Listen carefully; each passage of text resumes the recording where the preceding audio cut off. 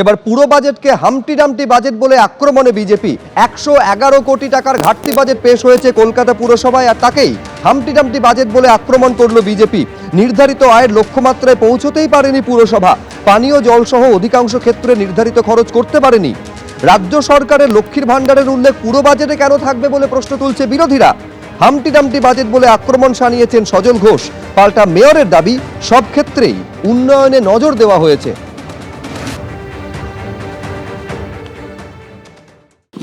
লক্ষ্মীর ভাণ্ডার আমাদের নতুন, এই রিসেন্টলি এলো 1,27,000 লক্ষ্মীর ভাণ্ডার নতুনভাবে অন্তর্ভুক্ত হলো। সব মিলিয়ে 7,83,000 লক্ষ্মীর ভাণ্ডার আমরা কলকাতা কর্পোরেশনের তরফ থেকে দিয়ে রয়েছি। এটা মুখ্যমন্ত্রী মমতা বন্দ্যোপাধ্যায়ের উদ্যোগ। বাংলার বাড়ির ক্ষেত্রেও আমাদের প্রায় 13টা জায়গায় নতুনভাবে বাংলার বাড়ি তৈরি হচ্ছে। মোট আয় কলকাতা পৌরসভার গতবার হয়েছিল 4,348.02 কোটি। এবার আমরা আশা রাখছি, বাজেটে ধরেছি 5,791.43 কোটি। মোট ব্যয় গত বছর অ্যাকচুয়াল হয়েছে, মানে 31 তারিখ অবধি হবে, 4,470.08 কোটি। আমরা এবার নতুন বছরের সেই ব্যয়ের পরিমাণ গিয়ে দাঁড়াবে 5,902.43 কোটি। এখানে যে চার্টটা দেখতে পাচ্ছি, তাতে দেখে যেটা বুঝতে পারছি মাইনাসে যাচ্ছে। সেই মাইনাসটা গত বছরের থেকে একটু কম, কিন্তু সেটা আমরা কমটা কি করে বুঝবো? আমরা যে যখন এটা রূপায়িত হবে তখনই আমরা উপলব্ধি করতে পারবো সত্যিকারে কম, এইটুকু কম না আরও কম। কমের কারণে একটাই কারণ, সামনে ইলেকশন। সেই জন্য আমি ঘাটতিটা কম রেখেছি। দেখো আমরা এতটা করে নিয়ে এসছি, আগামী দিনে কম ঘাটতি তো এগোতে পারে, অতটা ঘাটতিতে এতটা খানি কমিয়ে আনতে পারি। সে আগামী নির্বাচনী মুখী বাজেটে এটা মনে হচ্ছে দেখে আমার, এইটুকু দেখে, কারণ পুরো পড়ার এখনো আমাদের সময় নেই। আর মেয়র সাহেব যেটা পড়লেন সেটা উনি জাম্পিং করে করে পড়ে বললেন সবাই পড়ে নেবেন। মাত্র 3 কোটি টাকার তফাৎ হয়েছে। আমি বলছি যে এই তফাৎটাও কিন্তু সামনে বছর উদ্বৃত্ত হবে। কেন হবে আমি আপনাকে বুঝিয়ে বলছি। তার কারণটা হচ্ছে, প্রতিদিন এখান থেকে লোক সংখ্যা কমছে, রিটায়ারমেন্ট হচ্ছে, নতুন রিক্রুটমেন্ট নেই।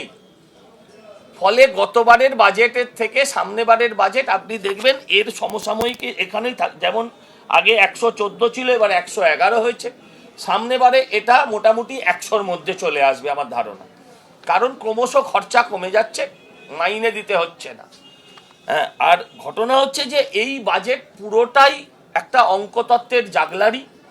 আপনারা দেখুন গত বছর তাদের বাজেট বরাদ্দ কী ছিল এবং আলটিমেটলি তারা কোন জায়গায় পৌঁছতে পেরেছিল।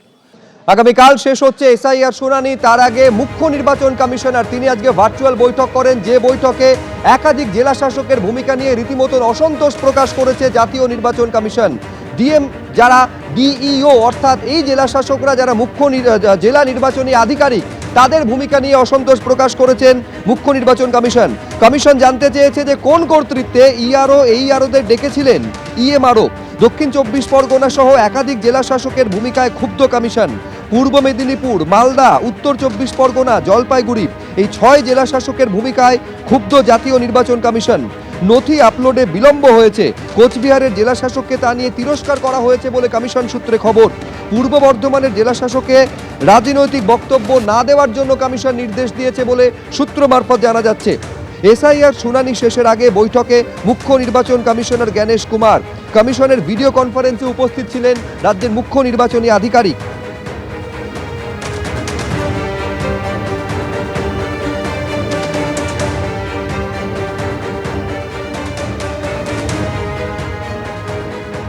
আর এরই মধ্যে রাজ্যের মুখ্য সচিব নন্দিনী চক্রবর্তীকে দিল্লিতে তলব করেছে জাতীয় নির্বাচন কমিশন। দুপুর 3টে নাগাদ তাকে হাজির হতে বলা হয়েছে। ঘড়ির কাঁটায় এখন 4টে পেরিয়ে গিয়েছে, অর্থাৎ নির্ধারিত সময়ের পর আরও 1 ঘন্টা পেরিয়ে গিয়েছে। আমি এই মুহূর্তের আপডেটটা জানবো সরাসরি। রুমা পাল আমাদের প্রতিনিধি রয়েছেন। রুমা, কি খবর রয়েছে? দেখো, জানিয়ে রাখি যে নির্বাচন কমিশন থেকে এখনো পর্যন্ত এই সংক্রান্ত কোনো কিছু জানানো হয়নি।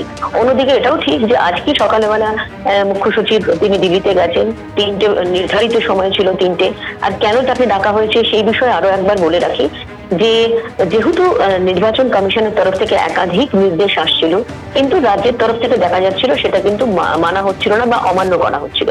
যেমন প্রথম দিকেই জানিয়ে রাখি যে 2জন ইআরও এবং 2জন এইআরওর ক্ষেত্রে তাদের এফআইআর এর ক্ষেত্রে কিন্তু বারবার নির্বাচন কমিশন থেকে বলা হচ্ছিল, কিন্তু রাজ্যের তরফ থেকে এফআইআর এর বিষয়টা কিন্তু কোনোভাবেই কর্ণপাত করা হয়নি বা করা হয়নি।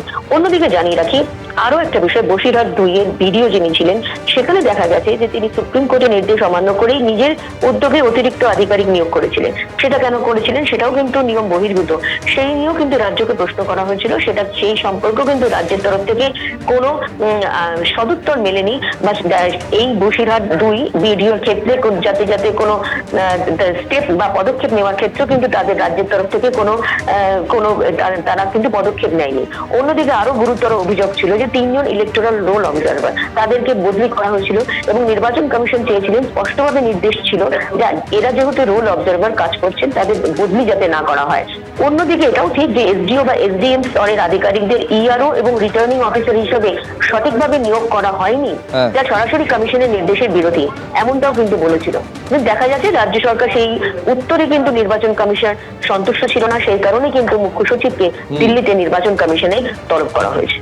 রুমা, তোমায় ধন্যবাদ। এর আগে আপনারা জানেন যে এর আগে যিনি মুখ্য সচিব ছিলেন মনোজ পান, তাকে নির্বাচন কমিশনের ফুল বেঞ্চের সামনে হাজির হতে হয়েছিল। এবার নন্দিনী চক্রবর্তী, যিনি এই মুহূর্তে এই রাজ্যের মুখ্য সচিব, তাকে দিল্লিতে তলব করা হয়েছে। তৃণমূলের তা নিয়ে কি প্রতিক্রিয়া, তৃণমূল মুখপাত্র অরূপ চক্রবর্তী কি বলছেন, দেখবো একবার। কৃতদাস কমিশন, তাদের কোনো এখতিয়ারই নেই। যারা বলছেন নির্বাচনী বিধি লঙ্ঘন করা, তারা এইটুকুও জানেন না যে নির্বাচনী বিধি একমাত্র প্রযোজ্য হয় মডেল কোড অফ কন্ডাক্ট চালু হওয়ার পরে।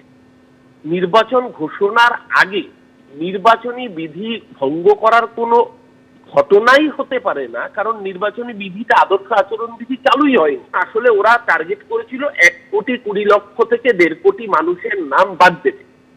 গায়ের জোরে বাদ দিতে গিয়ে যখন মুখ্যমন্ত্রী নিজে সুপ্রিম কোর্টে শুনানিতে অংশগ্রহণ করেছেন, ওই লজিক্যাল ডিসক্রিপেন্সির অসভ্যতাটা এক্সপোজ হয়ে গেছে।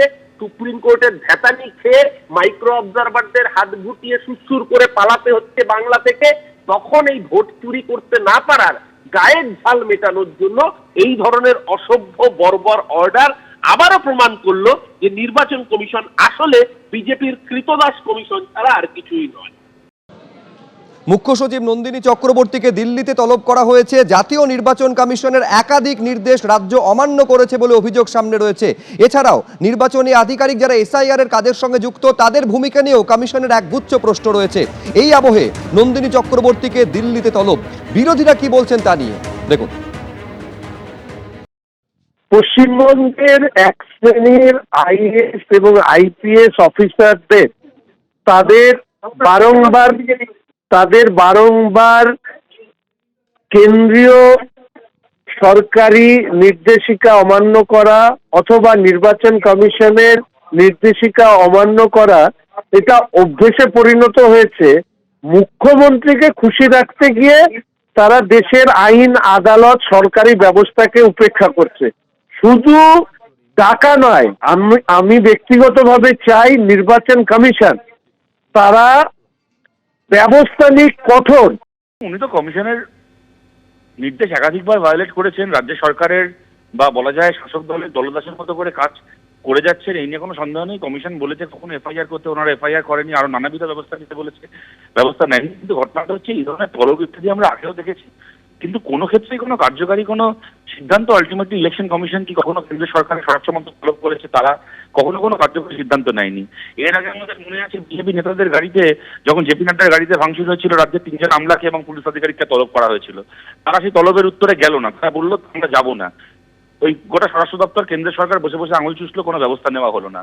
আমরা আলাপন বন্দ্যোপাধ্যায়ের ক্ষেত্রে দেখলাম, বারবার করে কেন্দ্র তলব করলো, তিনি সেই তলবকে ভায়োলেট করলেন, তার বিরুদ্ধে কোনো ব্যবস্থা হলো না। এক্ষেত্রে আমরা দেখতে চাই কোনো কার্যকারী কোনো পদক্ষেপ হয় কিনা। আদারওয়াইজ এই ধরনের তলব আমরা আগেও দেখেছি, এতে খুব কিছু হয় না। এবিপি আনন্দ, এগিয়ে থাকে, এগিয়ে রাখে।